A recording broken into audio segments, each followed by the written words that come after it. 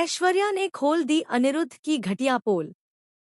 लेकिन अब अनिरुद्ध पूरे परिवार के सामने ही गगन और विक्रांत पर हमला करेगा। सीरियल मन्नत का आने वाला ट्विस्ट बहुत ही चौंकाने वाला होने वाला है। मन्नत काफी घबराई हुई होती है, लेकिन विक्रांत उसे हंसाने और दिलासा देने की कोशिश करता है।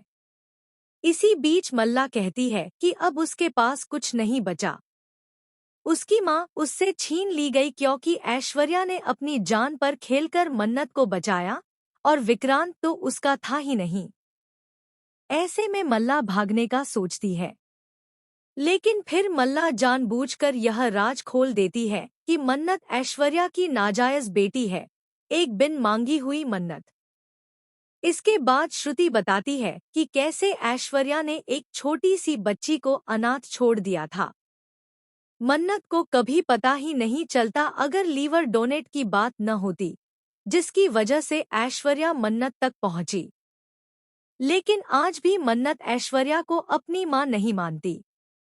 अब ऐश्वर्या पूरे परिवार के सामने बताने वाली है कि मन्नत कैसे हुई और इसके पीछे की सच्चाई क्या थी। वह कहती है कि हॉस्टल में अनिरुद्ध नाम का एक शख्स उसे परेशान करता था और जबरदस्ती सब कुछ किया, जिसके बाद मन्नत हुई और उसने उसे छोड़ दिया। जब ऐश्वर्या पूरी सच्चाई बताएगी तो अनिरुद्ध भी अपनी बात कहने आएगा, लेकिन तब तक ऐश्वर्या सब कुछ बता चुकी होगी। और जब अनिरुद्ध सच बताएगा तो कोई भी उस पर यकीन नहीं करेगा। गुस्से में अनिरुद्ध आपा खो देगा।